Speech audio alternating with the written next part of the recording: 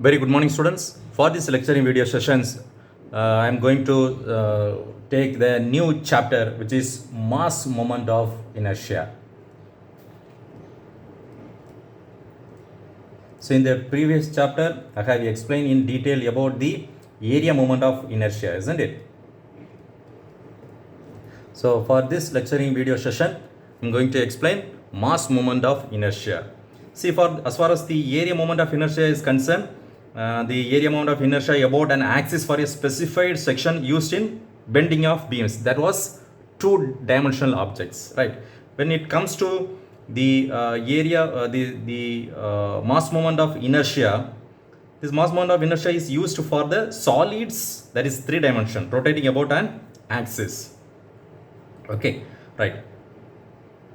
So the mass moment of inertia solid that is rotating an object will be discussed in this lecture video.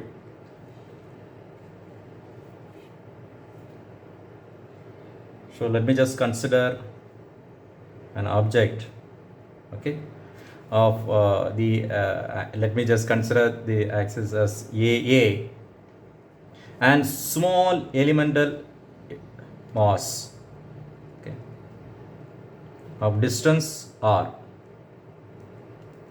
This is d m. Okay, so this is a distance from here, this considered, isn't it?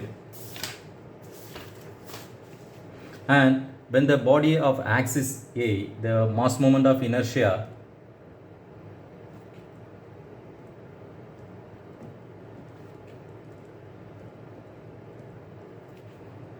of the whole body, because this is for the small elemental mass of the whole body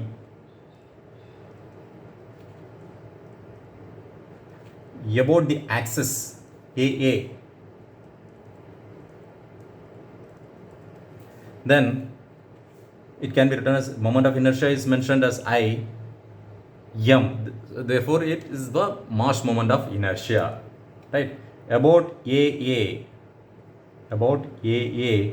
equal to the integral of E I m AA, which is nothing but the distance square r square into dA.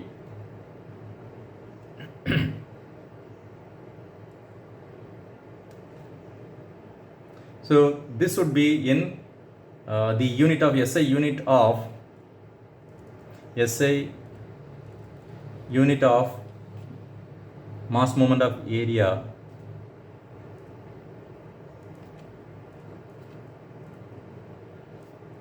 is kg into meter square. So for this session, I'll discuss about the mass moment of the simple solids and the compound solids. Okay.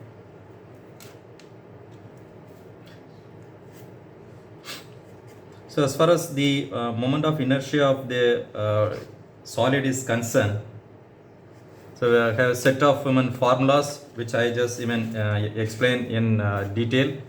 Okay, so I just mass moment of inertia of a simple object can be found integrating the small elements. So what I did here, similarly, the small integral element mass with respect to the centroidal coordinate system. Okay.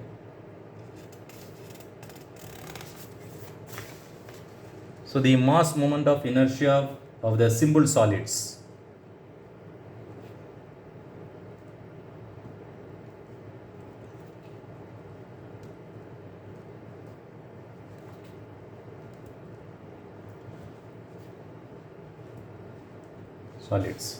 So name of the shape or the name of the object or the shape of the object, the solid, and the mass moment of inertia formula, mass moment of inertia formula with respect to the axis, whether it is x or y or z axis, right? So let me just start with the cylinder first. Right. Mass is equal to pi r square h rho. Okay, the cylinder, let me just draw the cylinder here.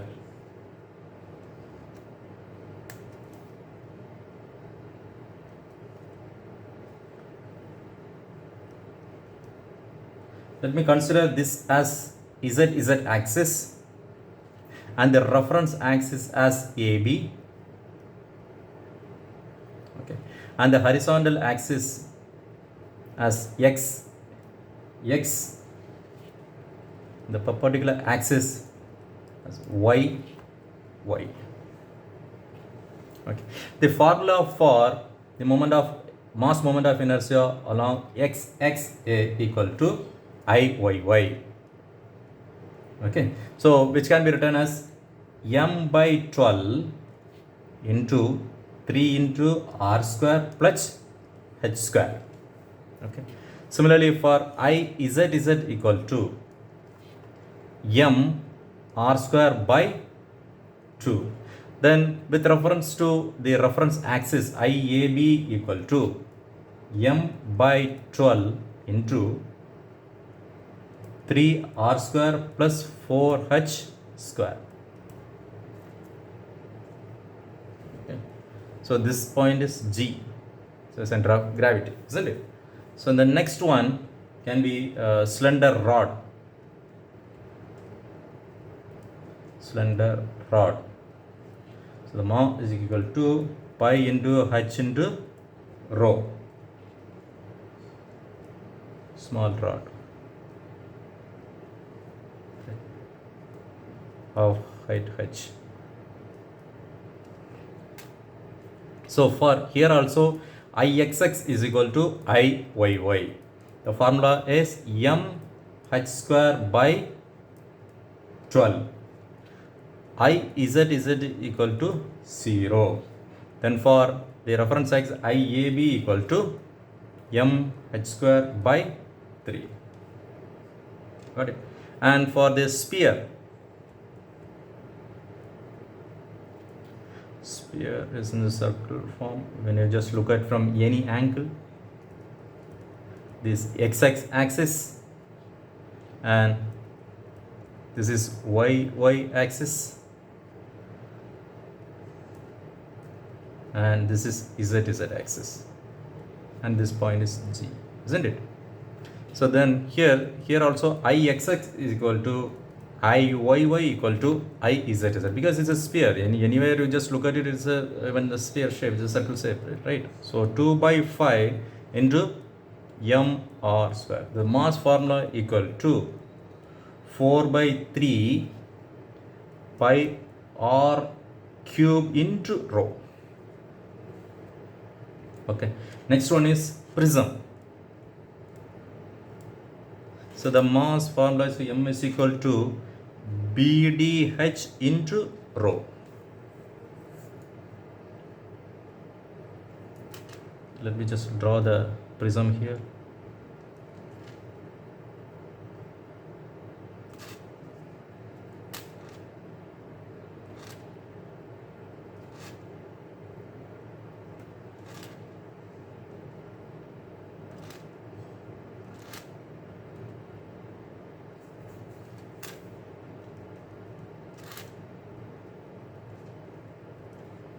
Okay, so now let me just take the reference axis. This is AB, okay, and this axis is BC. This is reference axis AB and this is BC. This is B, okay, BC, and this as the reference that is axis XX, and this as YY, and this as ZZ, and the intersection point as the gravity, center of gravity G. Okay, the formula for Ixx equal to m divided by 12 into d square plus h square. Similarly, for yy equal to m by 12, instead of d here it is b, breadth, plus h square. Then for izz equal to m by 12 b square plus d square. Okay, and with reference axis IAB equal to m by 12 into d square plus 4h square. Then with respect to the reference axis BC equal to m by 12 into b square plus 4h square. Okay, now 1 2 3 4. Now the last one is cone. Okay. So the cone m is equal to 1 by 3 pi r square h rho. So let me just draw the cone.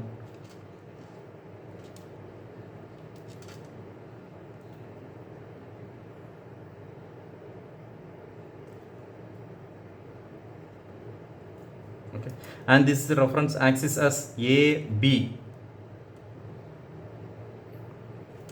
and the axis, vertical axis as ZX, and the horizontal as XX, the perpendicular axis as YY, and this is the G.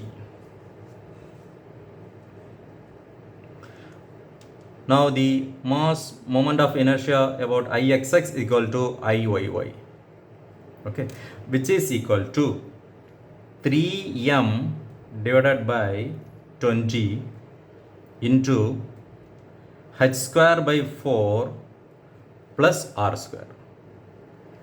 Then what about Izz then?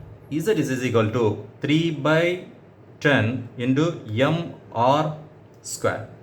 Then what about the reference axis IAB equal to 3m by 5 into h square plus r square by 4.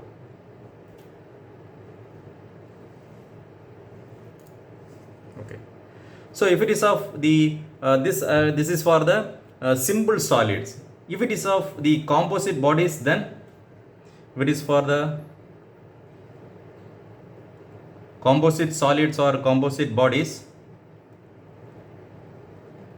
then the parallel axis theorem should be used. So when a composite body is made from a number of simple solid figures such as sphere, cylinder, cone, the prism, then the mass moment of inertia about the axis is determined by the adding the algebraically the mass moment of inertia of a simple body about the same axis. If the center of gravity of the simple solid figure doesn't lie on their required axis, then the parallel axis theorem should be used. The parallel axis theorem should be used. So therefore I equal to Ig or Igx or Ig y or Igz, right? So simply I am mentioning here Ig. So with respect to the axis, you will have to mention Igx or Igy or Igz plus mass into its distance square, right? If the center of gravity of the simple solid figure doesn't lie on the required axis, then this parallel axis formula should be used. Okay, so to solve the problem for the mass moment of inertia, so you have to remember the 5 simple solids formulas along the x-axis, y-axis, z-axis and the reference axis, right? Hope you have all understood the concept of mass moment of inertia. Thank you.